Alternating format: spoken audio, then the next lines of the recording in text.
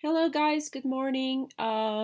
Welcome to this video. First of all, thank you for being here. I know that this situation it's complicated, but I think that the commitment should be both sides, okay? But anyways, thank you for being here again. I know that sometimes technology can be a little bit tricky, but actually I decided to send you a video so I could explain this a little bit easier for you instead of writing paragraphs and paragraphs of information. I know that you already have a lot of information to read and analyze, so I really will try to make this video as fast and as clear as possible so it can help you for the project that we are going to work today, okay?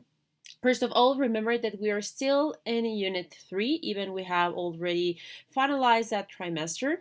So if you don't remember the name of our unit, it's creating with the heart, creating with the mind. Our statement of inquiry is the creativity of a person can be influenced by some aspects of his or her cultural identity, okay?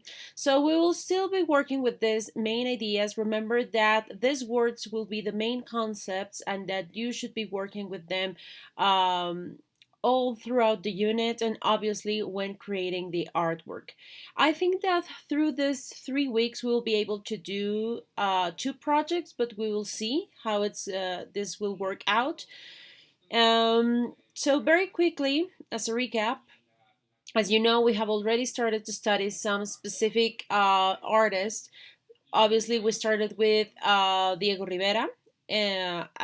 Obviously, we have been talking about muralism as a form of art, that it was very important because it took the art to the people instead of just having this very specific high art form where only a very few of the people could go to a museum and understand art. Part of the ideals of this group of people at the beginning of the 20th century, throughout half of the 20th century, was to take the art and bring that out to the people. Okay, so we also studied already Rufino Tamayo, that as we can see he is one of the most modern kind of artist in, if we like try to see who was first or who was last. Well, Rufino Tamayo was actually one of the uh, most modern representations of what is going to be the muralism, and actually we have already studied that the art form actually it's like very modern, a little bit more abstract. And anyways, I have already talked about we have already been talking about this, that these four artists at least had the opportunity to be influenced by the European avant-garde, that we have already said it's in Spanish the vanguardia, all this artistic movement that is supposed to be like the big change or part of the big changes in art and literature and other art forms during the 20th, well, obviously, and mindset during the 20th century. So today we're going to start an exercise with Jose Clemente Orozco, okay? So who's Jose Clemente Orozco? Well, it's been said that he was born in Guadalajara, but then he started living in Mexico City. And when he arrived in Mexico City, it's been said that he lived very close to a person who you will see this image. I'm not sure if you recognize him. If you don't, this guy, it's called Jose Guadalupe Posada. If you don't recognize that name, I think I have already explained you a little bit about this, but it's the creator, the original creator of this figure. The real name or the original name of this feminine skull representation, it's the Calavera Garbancera, and it was a representation or a criticism about the bourgeois of Porfirio Diaz. Epoch, the Belle Epoque, where everything was like very French style. We had like very deep uh, divisions, social divisions, and obviously this person, Jose Guadalupe Posada, he was an excellent creator. He was practically what we call an engraver. It was in Spanish, un grabador. So he illustrated throughout the technique of engravery. Okay, so this studio, Jose Guadalupe Posada Studio, the creator of this original figure, was very, very close where Jose Clemente Orozco lived. So it's been said that he was very influenced by that. He was a boy that actually liked a lot to draw or to create. So when he somehow realized these techniques and these ways to create art, he was a little bit, it's been said that he was inspired by this. So that's why he also later started to think about his creative production, because part of his influence was when he was really little. Well, actually, Jose Clemente Orozco, at the beginning, he studied agriculture. So at that time, it's like he thought, or his family, some way thought that because of his personal skills for the drawing, it would be helpful. But at the end of the day, it wasn't enough for him. So you will watch this video later.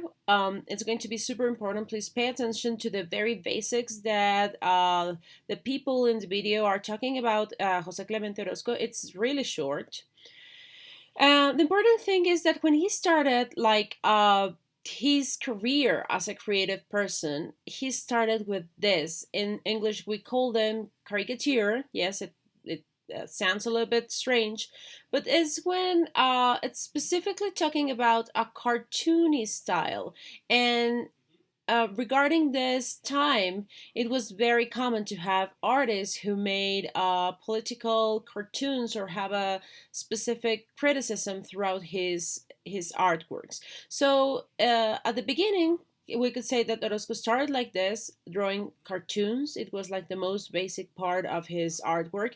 But then later, I will jump. This is going to be a crash course, basically, because I want you to uh, analyze and concentrate a little bit more about the style, okay? Because remember that if our statement of inquiry is talking about how the cultural identity is going to influence our creativity, in this case, I want you to pay attention to the visual shapes and the visual elements that we will find in Orozco. Okay, so one of the most important and most famous artworks and murals, because obviously he's a muralist. He also worked on a canvas, the same as Diego Rivera or any of the others, but obviously he's mostly famous for his murals. Actually, if you are curious about him, you can find out that it's been said that somehow history hasn't been very fair with him,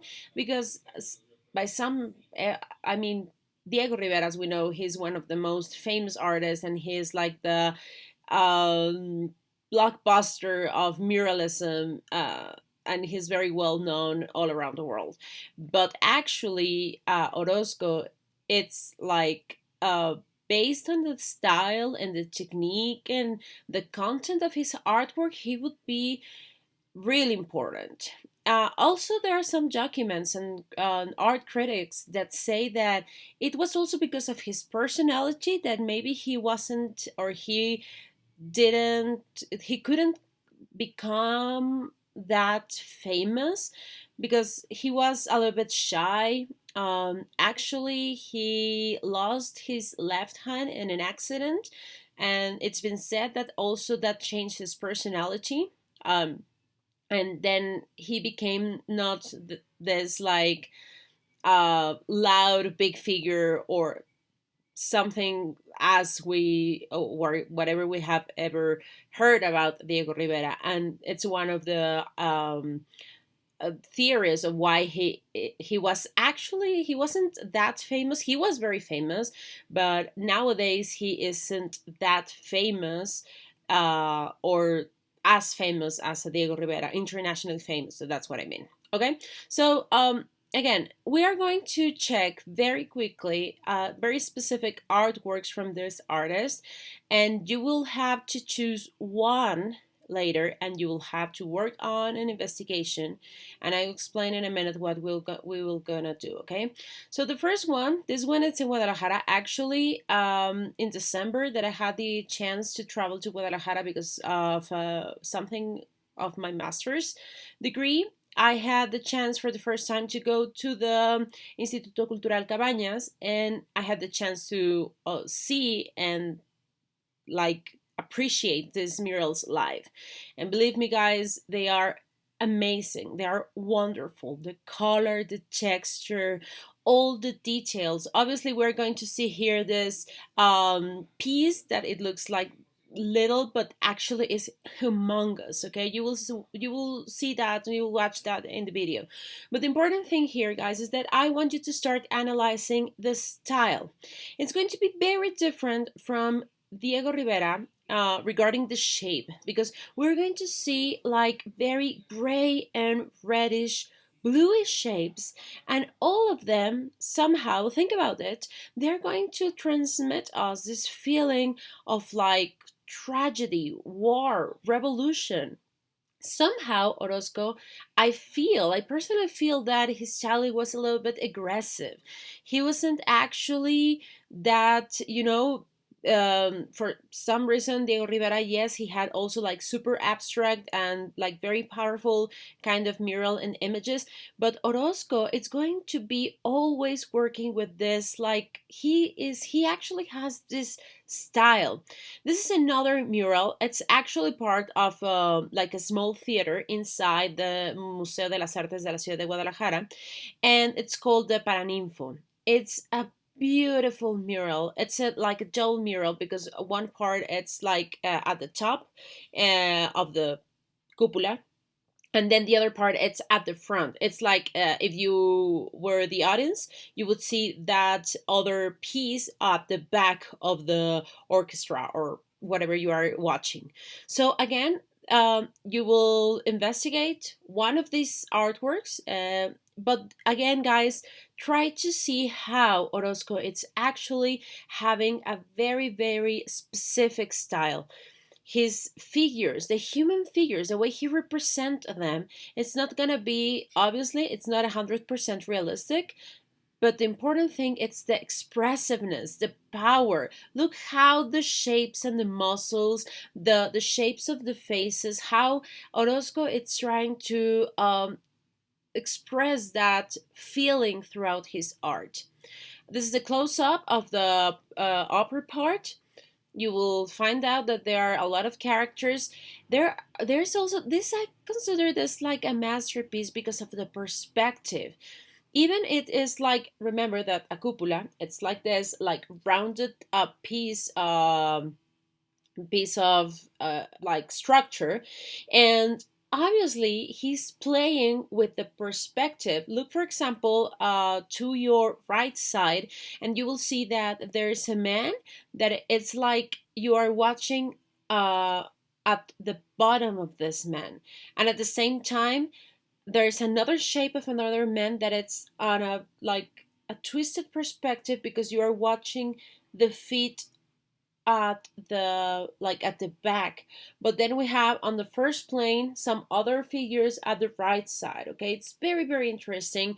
Every mural it's very very elaborated. It has a lot of shapes, and obviously the texture and the blending. With this close up we actually can see that he is making obviously shadowing with black, but look at the center of the image and you will see that it appears a little bit of green. Green, it's also going to be part of the color palette for Orozco, okay? This is a close-up for the lower part. As I said, it's like the back, as if you were watching an orchestra or something. Okay, but again, the element of the back of that audience, as you can see, it's going to be something like fire. Look at the shape of the bodies. Okay, everything has a symbolism, yes, but also the shapes are going to give us a lot of information.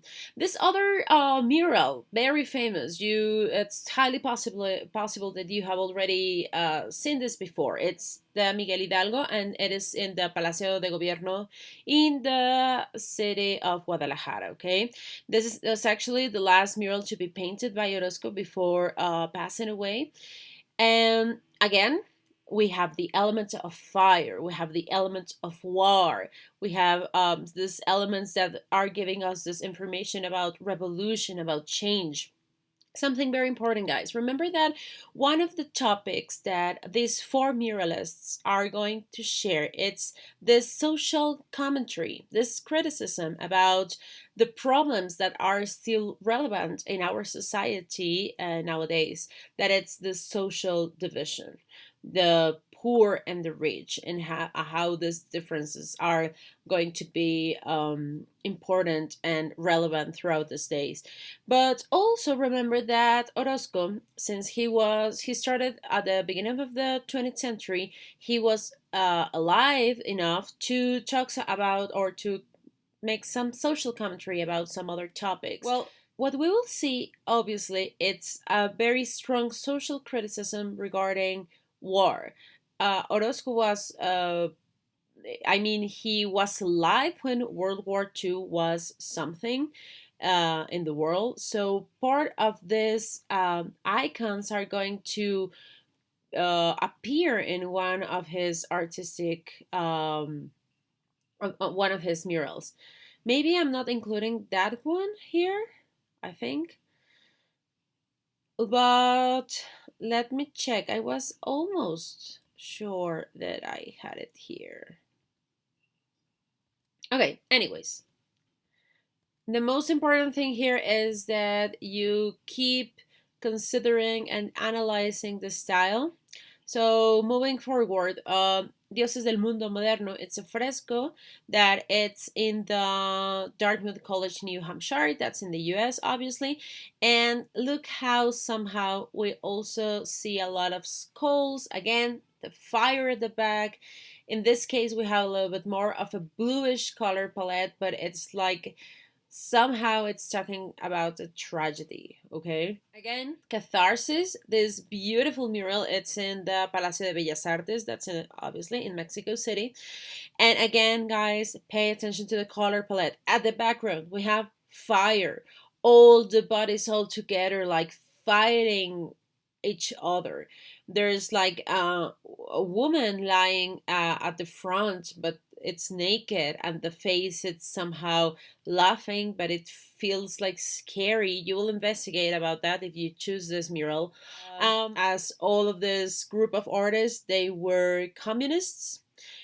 Specifically, Orozco, you will listen that in the video. He became a nihilist, and you will investigate about that word, because somehow when you're living, even Mexico wasn't, as you know, wasn't he they it's it was like a small group that actually participated in the World War. Actually, Mexico, as many other countries, they were not like the main actors during the World War. We felt the effects because even it was the 40s, the world was already pretty global.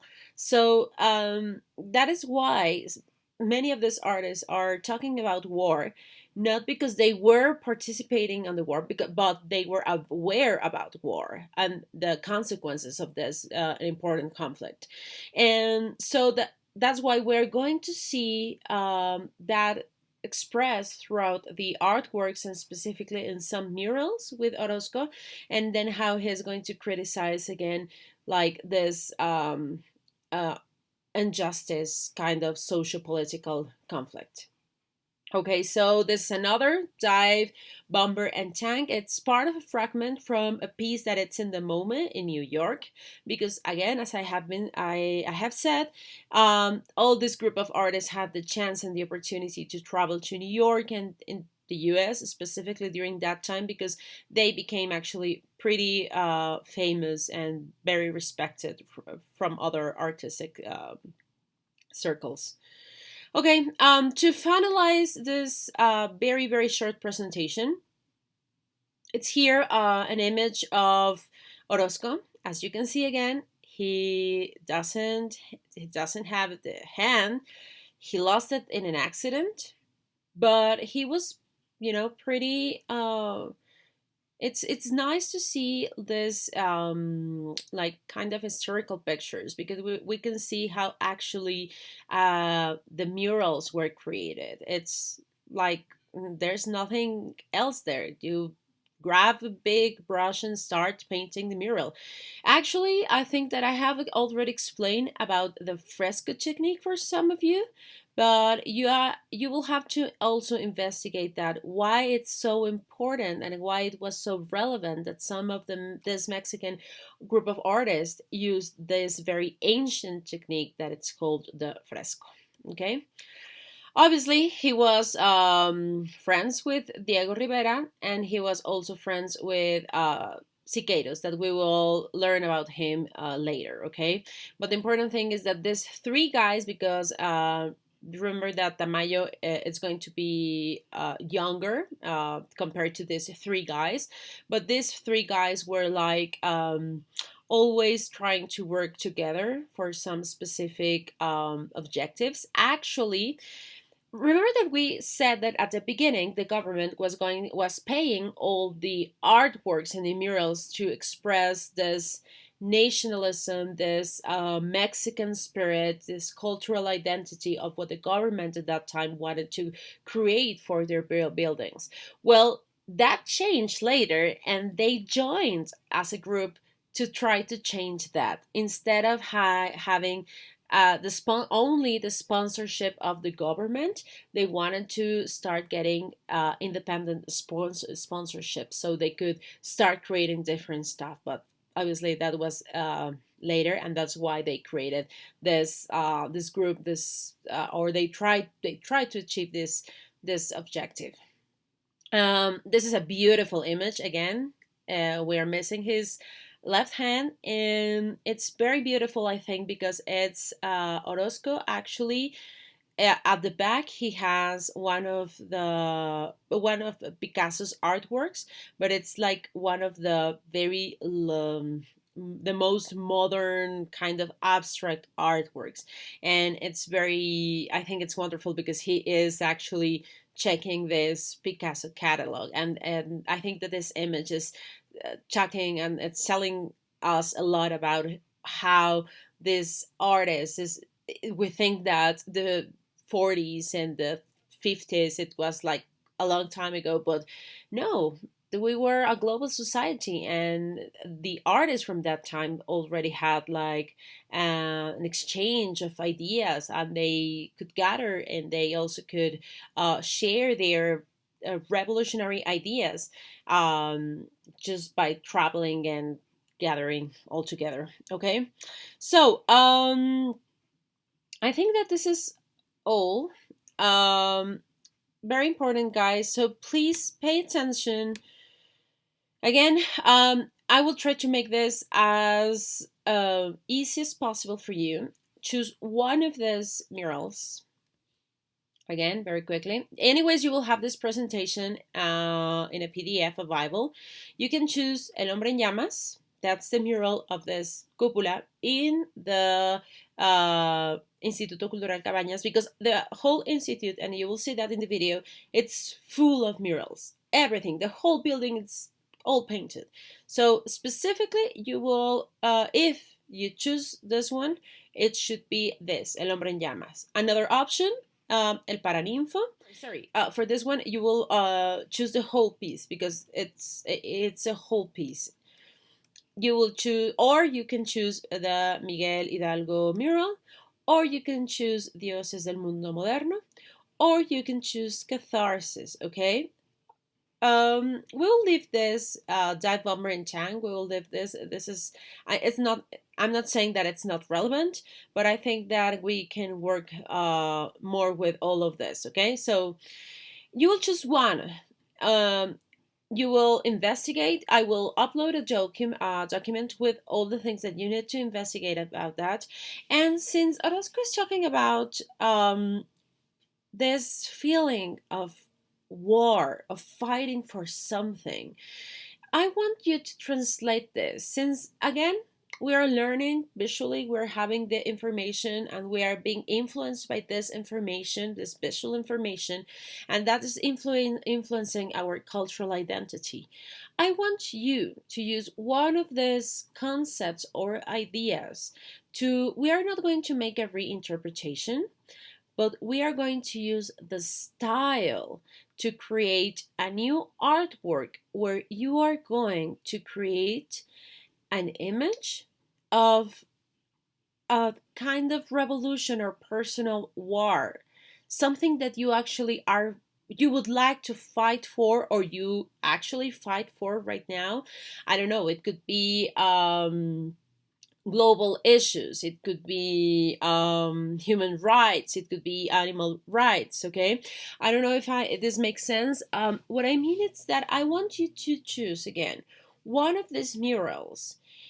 Analyze the style, the color palette, the shapes, the figures, the composition, and use this to recreate your own version of a personal revolution. Okay, so again, you have so many topics. You all of you guys have. I know that you have a personal fight, and I don't mean like a fight against someone. I'm trying to say that it should be bigger. It should be like an ideal. Okay, so again, some ideas, it could be global warming, it could be feminism, it could be social political conflicts, it should be the system. Okay, so, as every class, the first thing you will have to do is to submit a draft, and then later we will do our painting, okay? So, guys, originally I wanted to make this like a whole class, explain you Orozco and then Chiqueiros, so we could do the summative assessment.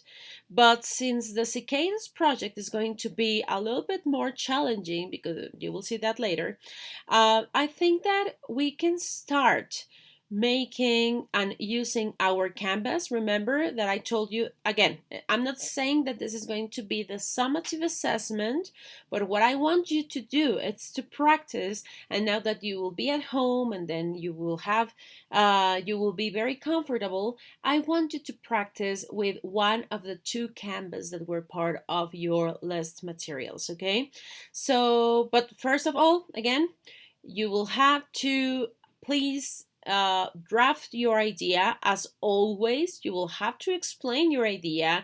You will have to add a lot of elements at the back, as always, since this Orozco, it's a very, very crowded kind of artist. So I want to see, remember, you are basically creating a story. Let me give you a very quick example if I'm still not very clear enough about what we're gonna do. Let's say that you're going to choose Miguel Hidalgo, okay? And obviously you will investigate about the topic, the style, everything, the basics. But in this case, Miguel Hidalgo, it's very obvious because we know Mexican history. So instead of making Miguel Hidalgo, for example, if I was going to make a reinterpretation, again, it's not absolutely a reinterpretation, it's more like creating a new version of an idea. I will make, for example, you could do yourselves. You could do someone that represents yourselves holding something. In this case, if I wanted to represent revolution regarding global warming, then maybe I will be holding a piece, a branch, and maybe instead of people like suffering at the bottom, I would do like nature, maybe some elements representing nature suffering at the bottom. And obviously, I will try to recreate and use as inspiration the fire at the back, the shapes. Okay, that is important, guys. Remember that if we are using this as inspiration because it's going to influence our creativity, we want to reproduce what those very specific aspects, such as the color palette, the shapes. Obviously, the fire is going to be something very, very important, and like the feeling, the expressiveness. Okay. Okay, before leaving, remember the draft, guys. I don't want to see Stickman. I really need you to try out to make a very good draft, especially because I won't be there with you helping you to make the draft. But try obviously just to analyze and observe these images. Look how the borders, in this case, we actually have black borders that are going to make this like heavy, strong kind of image. Even the draft is going to be with pencil. I really need to see this. I really need to see the essence and the feeling of what you want to transmit or to show, okay? Okay, guys, so that's all for now. I think this is useful instead of writing 10 pages explaining the same. If you have any questions, please let me know. I'll be working here at home, and I hope that everybody is okay and safe. Take care. Bye.